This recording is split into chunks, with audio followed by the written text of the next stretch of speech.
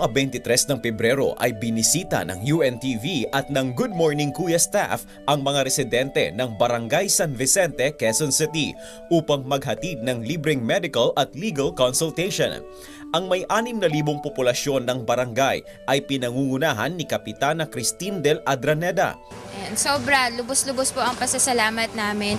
Una sa lahat sa Panginoon dahil binigay po ang UNTV sa Pilipinas. Dahil kami ay natutulungan ng UNTV sa mga serbisyo, medikal, legal, at lahat pa mga ibang mga bagay na kailangan talaga ng aming komunidad, ng aming barangay. So sobrang nagpapasalamat po kami.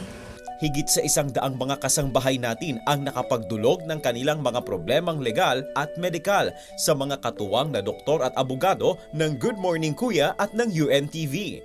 Ikinatuwa naman ito ng ating mga kababayan at ng mga opisyales ng lokal na pamahalaan. Lubos-lubos po ang aking pasalamat at habang ako'y nabubuhay, kahit na ganito lang ako katanda na 76, hindi ko po malilimutan ang pagtulong sa akin. Marami po salamat, Kuya Daniel, sa ginawa ninyong tulong sa akin.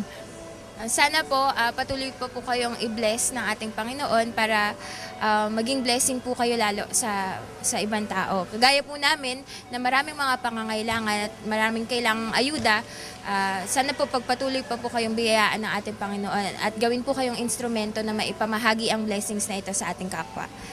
Sa darating namang Biyernes ay muling magsasagawa ang UNTV Action Center ng People's Day sa Barangay Ugong, Valenzuela City.